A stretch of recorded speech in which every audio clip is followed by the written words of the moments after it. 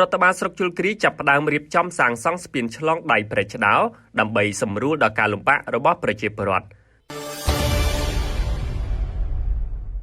គម្រោងសាងសង់ស្ពានឆ្លងដៃព្រែកឆ្ដោដ៏មានសារៈសំខាន់មួយបានចាប់ផ្ដើមដំណើរការសាងសង់ជាផ្លូវការហើយដើម្បីឆ្លើយតបទៅនឹងតម្រូវការនៃការធ្វើដំណើរនិងការដឹកជញ្ជូនកសិផលក៏ដូចជាទំនិញផ្សេងៗរបស់ប្រជាពលរដ្ឋនិងការធ្វើដំណើរបានឆាប់រហ័សរបស់សិស្សានុសិស្សក្នុងភូមិព្រែកឆ្ដោឃុំកំពង់អូសឲ្យកាន់តែមានភាពងាយស្រួលរហ័សនិងមានសុវត្ថិភាពជាងមុនជាក់ស្ដែងនៅថ្ងៃទី29ខែកក្កដាឆ្នាំ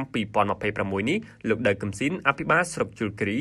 និងលោករនសុផាន់អភិបាលរងស្រុករួមដំណើរដោយលោកកុយតេងមេឃុំកំពង់អូសបានអញ្ជើញចុះពិនិត្យដំណើរការបុកគ្រឹះដើម្បីដំណើរការសាងសង់ស្ពានព្រែកឆ្ដោលោកដៅកំស៊ីនអភិបាលស្រុកជលគិរីបានឲ្យដឹងថាបុព្វហេតុចម្បងដែលធ្វើឲ្យរដ្ឋបាលស្រុកជលគិរីនិងឃុំកំពង់អូសពុះពៀរៀបចំសាងសង់ស្ពានឆ្លងព្រែកឆ្ដោនេះឡើងបន្ទាប់ពីបានសិក្សានិងមើលឃើញអំពីតម្រូវការយ៉ាងខ្លាំងរបស់ប្រជាពលរដ្ឋសម្រាប់ការឆ្លងតាមស្ពានមួយនេះផលលំបាករបស់អ្នកស្រុកដែលពុំមានស្ពាននេះគឺមានការលំបាកខ្លាំងជាពិសេសសិស្សានុសិស្សទាំងរដូវប្រាំងនិងរដូវវស្សាក្រៅពីនេះផលលំបាកមួយចំនួនទៀតដែលយើងទាំងអស់គ្នាព្រួយបារម្ភនោះគឺនៅពេលដែលមានអ្នកជំងឺឈឺគឺពិបាកខ្លាំងបំផុតជាមួយនេះដំណាំកសិផលដែលធ្វើបានគឺពិបាកនឹងដឹកចេញណាស់មិនសូវមានឈ្មួញមកទិញទំនិញកសិផលនោះទេបើចូលមកទិញនៅក្នុងតម្លៃមួយដែលទាបដែរលោកអភិបាលស្រុកបានបញ្ជាក់ថាស្ពានព្រែកឆ្ដោដែលកំពុងដំណើរការបុកគ្រឹះសាងសង់នាពេលនេះគឺមានការចូលរួមពីសប្បុរសជននៅគ្រប់ទិសទីទាំងអស់ពិសេសគឺមានការជួយជ្រោមជ្រែងខ្លាំងពីសំណាក់ឯកឧត្តមបណ្ឌិតម៉ុងរិទ្ធីនិងឯកឧត្តមសាយបុរិនសមាជិកព្រឹទ្ធសភានិងមានឋានៈដឹកនាំចុះមូលដ្ឋានមួយចំនួនទៀតដូចជាឯកឧត្តមអុកបញ្ញានិងឯកឧត្តមម៉ឹងវុធីផងដែរនិងប្រជាពលរដ្ឋដែលស្ថិតក្នុងមូលដ្ឋាននេះតែម្ដង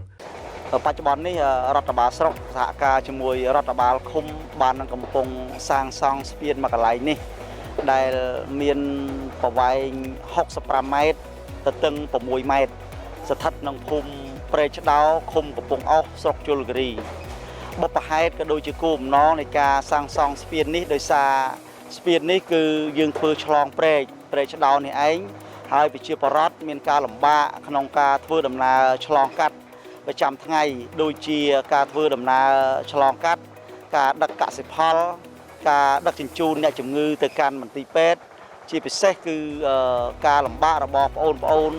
ក្មួយៗដែលធ្វើដំណើរទៅរៀនសូត្រប្រចាំថ្ងៃការលំបាករបស់បងប្អូនប្រជាពលរដ្ឋចំពោះស្ពាននេះពេលដែលលោកធ្វើដំណើរលោកត្រូវធ្វើដំណើរដោយកណូតបាទវៀងហើយមួយទៀតគឺការដឹកកសិផលហ្នឹងគឺត្រូវលើកដាក់2ដងមកដល់គល់ស្ពាននេះហើយគឺយើងលើកដាក់សាឡាងមកតងទៀតហើយការលំបាកដ៏ធំធេងទៀតហ្នឹងគឺការដឹកជញ្ជូនអ្នកជំងឺត្រូវឆ្លងកាត់បាទស្ពាននេះដោយកណូតនិងដោយសាឡាងវៀងបាទហើយចំពោះបងប្អូនសិស្សានុសិស្សក៏ដូច្នោះដែរមានពេលខ្លះពេលដែលភ្លៀងមកដល់ឬក៏មានគ្រោះទឹកចំនួនអីផ្សេងហ្នឹងគឺគាត់អត់អាចមករៀនបានទេបាទព្រោះលំបាកក្នុងការឆ្លងកាត់ស្ពាននេះណាហើយគម្រោងនេះទៀតសោតគឺជាគម្រោងដែលព្រួយផ្ដើមដោយរដ្ឋបាលស្រុកនិងរដ្ឋបាលឃុំក្រោមការជួយជ្រោមជ្រែងពីក្រមការងាររបស់យើងជាពិសេសគឺអាយដាមបណ្ឌិតម៉ុងរិទ្ធីបាទសមាជិកព្រឹទ្ធសភាភូមិភាគ7នេះហើយក្រោមការជួយជ្រោមជ្រែងបន្ថែមពីអាយដាមសាយបរិនលោកក៏ជាសមាជិកព្រឹទ្ធសភាផងដែរនៅក្នុងនេះក៏មានការចង្អុលបង្ហាញទិសពីអាយដាមសុនវណ្ណរិទ្ធអភិបាលនៃគណៈបាលខេត្តអាយដាមអុកបញ្ញាប្រធានក្រុមការងាររាជរដ្ឋាភិបាលចុះមូលដ្ឋានស្រុកព្រមទាំងការជំរុញបន្ថែមពីអាយដាមម៉ែនវុធីប្រធានក្រុមការងារគណៈបកចុះមូលដ្ឋានស្រុកផងដែរចំពោះការសាងសង់ស្ពាននេះគឺក្រោយពីយើងធ្វើការប្រជុំស្ទង់មតិគាត់ហើយលោកមានការគាំទ្រយ៉ាងច្រើនចំពោះការសាងសង់ស្ពាននេះរហូតដល់បច្ចុប្បន្ននេះគឺគណៈកម្មការរបស់យើងពាក់ព័ន្ធការសាងសង់ស្ពាននេះយើងប្រមូលថវិកាពីសប្បុរសជនផ្សេងៗនេះគឺដើម្បីតែទិញសម្ភារៈទេរីឯឈ្នួលជាងកម្លាំងពលកម្មគឺពួកគាត់មកប្រចាំការដើម្បីជួយធ្វើយើងរហូតដល់រួចតែម្ដងជាទូទៅស្ពាននេះគឺมันមានកញ្ចប់ថវិកាគម្រោងថវិកាអីឲ្យមាំទាំនោះទេដោយសារជាការផ្ដួចផ្ដើមនិងការគៀងគរថវិកាក្នុងការអនុវត្ត ចឹងយើងបានបែងចែកជា2ជំហានទី1គ្រឹះក្រោមហើយនឹងសសរឡើងហ្នឹងគឺយើងគិតប្រហែលជាក្នុងរង្វង់2ខែឲ្យចប់កិច្ចការរបស់យើងរីឯការងារបន្តហ្នឹងគឺយើងប្រហែលជាត្រូវការអំពាវនាវដល់អាយដាមសប្បុរសជនទាំងអស់ជួយបន្តបានយើងទៅមុខរួចបាទព្រោះឥឡូវហ្នឹងកំពុងតែខ្វះខាតហើយបាទខ្វះខាតហើយតែយើងធ្វើម៉េចឲ្យបានផុតពីផ្ទៃទឹកសិនបាទផុតពីផ្ទៃទឹកសិនឲ្យមុនរដូវទឹកតម្លើងនេះមកដល់បាទជំនួសមុខឲ្យរដ្ឋបាលស្រុកជំនួសមុខឲ្យរដ្ឋបាលឃុំក៏ដូចជាបងប្អូនប្រជាពលរដ្ឋសូមសំណូមពរដល់អាយដាមលោកជំទាវថ្នាក់ដឹកនាំទាំងអស់ដែលជាក្រុមការងារក្តីដែលជាសប្បុរសជនក្តីនិងអ្នកជំនួយផ្សេងក្តីក្រោយពីបានឃើញនៅការផ្សាយតាមប្រព័ន្ធនៃការផ្សព្វផ្សាយនេះហើយសូមមេត្តាជួយដល់ការអភិវឌ្ឍស្ពាននេះផងព្រោះឥឡូវនេះកំពុងតែមានការខ្វះខាតដូចជាដែកស៊ីម៉ង់ต์ខ្សាច់ថ្ម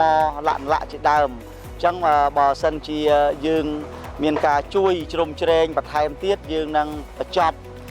ការសាងសង់ស្ពាននេះទៅតាមផែនការរបស់យើងនិងចំពោះថ្នាក់ដឹកនាំក៏ដូចជាសប្បុរសជនទូទៅហើយចំពោះបងប្អូនប្រជាពលរដ្ឋក៏សូមពាវនាវថាមេត្តាជួយចូលរួមជាកម្លាំងពលកម្មដើម្បីឲ្យដំណើរការសាងសង់ស្ពានរបស់យើងនេះទទួលបានលទ្ធផលល្អនិងបញ្ចប់ទៅតាមផែនការរបស់យើងដែលបានគ្រោងទុកលោកដៅកំស៊ីនអភិបាលស្រុកជលគិរីបានឲ្យដឹងទៀតថាដោយសារតែយើងពុំទាន់មានថវិកាគ្រប់គ្រាន់នោះគឺគ្រោងសាងសង់ជា2ដំណាក់កាលដែលដំណាក់កាលទី1នេះគឺយើងបុកគ្រឹះឲ្យបានរឹងមាំហើយយើងនឹងរកថវិកាបន្ថែមទៀតដើម្បីសាងសង់បន្តតាមរយៈនេះអំពាវនាវដល់សប្បុរសជនទាំងអស់ទាំងក្នុងនិងក្រៅប្រទេសចូលរួមជាមួយនឹងរដ្ឋបាលស្រុកដើម្បីសាងសង់ស្ពានព្រែកក្តៅនេះឲ្យរួចរាល់សម្រាប់បងប្អូនប្រជាពលរដ្ឋទាំងអស់គ្នា